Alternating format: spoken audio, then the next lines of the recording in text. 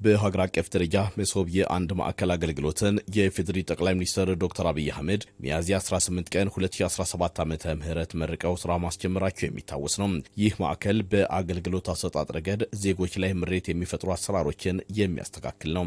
በማዕከሉ ልዩ ልዩ የመንግስት አገልግሎቶችን ዘመኑ በዋጀና በቴክኖሎጂ በተደገፈ መንገድ የሚሰጥበትና የመልካም አስተዳደር ችግሮችንም መፍታትን ዓላማ ያደረገ ነው። ዛሬ ላይ አገልግሎቱ በሁሉም ክልሎችና ከተማ አስተዳደሮች ተደራሽ በመሆኑም ዜጎች አገልግሎቶችን በተቀላጠፈ መንገድ እንዲያገኙ አስችሏቸዋል። አገልግሎቱን መስከረም 15 ቀን 2018 ዓ.ም የጀመረው የማዕከላዊ ኢትዮጵያ ክልል መሶብ የአንድ ማዕከል አገልግሎት የህብረተሰቡን እርካታ እያረጋገጠ እንደሆነ በማዕከሉ ሲገለገሉ ያገኘናቸው ተገልጋዮች ነግረውናል።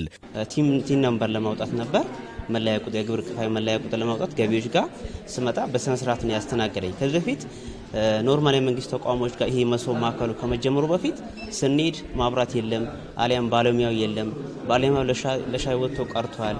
የሆነ ነገር የሚል ተንገላቶ የሚሄድበት የነበረውን በአንድ ቦታ አገልግሎቱን ማግኘት ማለት ለምሳሌ እኔ አገልግሎቱን ካገኘው በኋላ የምከፍለው ብር ካለ እዚሁ ባንኮች አሉ። በባንኮች አማካይ ክፍያውን እፈጽማለሁ። በዚሁ ምንም ሰዓቴን በስርዓት ተጠቅሜ እንደወጣ የሚረዳ ተቋም ነውና በጣም ደስ ያለኝ መስተንግዶ ደግሞ በጣም የሚያምር ነው። እኔ አሁን አንደኛ ቴሌ ብሬን ለማስተካከል ነበር ፓስወርድ በሱም በቴሌ ተጠቅሜ ያለው ቴሌ ሄር ነበር ተብዬ ነበረ። እዛ ሲሄድ ወረፋው በጣም በዛ፣ ወደዚህ መጣው እና በዚሁ ደግሞ ሲቢ ብሬንም ማስተካከያለሁ። ሌላ ደግሞ ሞባይል ባንኪንግንም ማስተካከያለሁ።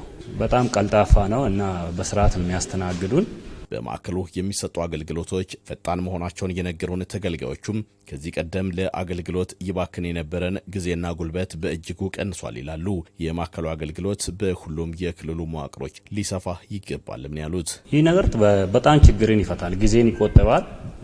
በዛ ላይ ደግሞ ፈጣንና ሰዓትን በአጭር ጊዜ ውስጥ መጨረስ ይቻላል እና ደግሞ ይህ ነገር በየቦታው እንደ ሀገር ብዙ ቦታዎች ላይ ቢስፋፋ አሪፍ ነው ብዬ አስባለሁ። ይሄ የማዕከላዊ በኢትዮጵያ ክልል መሶብ ማዕከል አሁን እዚህ እንደ ሆሳዕና ማዕከል ተጀምሯል። 7 ማዕከሎች አሉ። በ7ቱ ማዕከሎች ይህ ነገር ቶሎ ብሎ ቢጀመር ሞር ህብረተሰቡ ተጠቃሚ ይሆናል። በለው ደምሲም በማዕከላዊ ኢትዮጵያ ክልል መሶብ የአንድ ማዕከል አገልግሎት የኢትዮጵያ ንግድ ባንክ አገልግሎትን እየሰጠ ያለ ባለሙያ ነው። የማዕከሉ መቋቋም የመረጃ አያያዝ ላይ የነበረን ክፍተት የሞላ እንደሆነ ይናገራል። እዚህ ጋር ከወረቀትና ከካሽ ውጪን የምንሰራው ስራ ማለት ነው።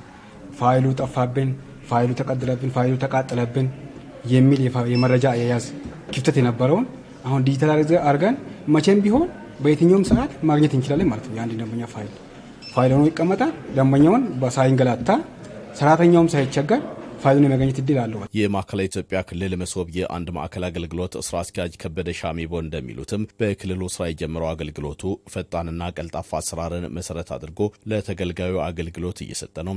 በማዕከሉም በ7 ተቋማት 20 አገልግሎቶች እየተሰጡ ስለመሆናቸው ነግረውናል። ማዕከላዊ ኢትዮጵያ ክልል የአንድ ማዕከል አገልግሎት መሶብ መስከረም 15 ቀን 2018 ዓ.ም ተመርቆ ወደ አገልግሎት ከገባበት ቀን ጀምሮ ሰፊ ስራዎችን ሰፊ አገልግሎቶችን ለአካባቢ ህብረተሰብ አገልግሎት ሲሰጥ ቆይቷል። በአሁኑ ሰዓት ከ7 ተቋማት 20 አገልግሎቶች ናቸው እየሰጠናል ነው። እስከ ዛሬ ድረስ 1948 ተገልጋይ ቅድመ ሁኔታን አሟልቶ ሙሉ አገልግሎት አግኝቷል ማለት ነው። ስለዚህ ይሄ መሶብ ማዕከል በዚህ ብቻ የሚያበቃ አይደለም።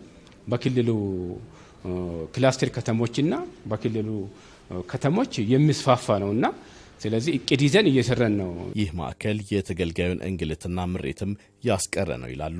ከዚህ በፊት የነበረው አገልግሎቶች በተለያየ ቦታዎች ላይ በመሆን የህብረተሰብን እንግልት፣ ጊዜ ብክነት፣ ገንዘብ ብክነት፣ የአገልግሎት ጥራት ችግር፣ ተጠያቂነት አለመኖር፣ በቴክኖሎጂ ያልታገዘ መሆን፣ ቅልጥፍና የሌላቸው ያ ብቻ አይደለም የተገልጋይ መረጃ ባካፕ የሌለው አገልግሎት ነው የነበረውና አሁን ያለው አገልግሎት ግን በአንድ ጣሪያ ስር ሆኖ የአንድ ማዕከል የተባለው በአንድ ጣሪያ ስር ሆኖ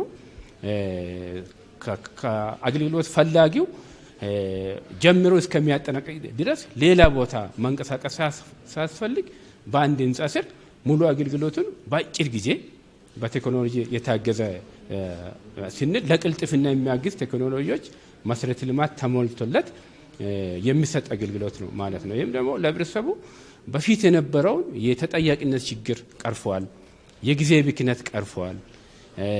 አምራቹ ኃይል አገልግሎት በማግኘት ብሎ ማምረት የሚገባውን ሰዓት የሚያባክነው ሰዓት እንዲቆጥብለት አድርጓልና ያ ብቻ አይደለም። የተገልጋይ ማንኛውም መረጃ በቴክኖሎጂ ታግዘው ባካፕ መጠባበቂያ ተይዞ የመረጃ ደህንነት የተረጋገጠበት ማዕከል ነውና ዘርፍ ብዙ ችግሮችን የቀረፈበት ነው።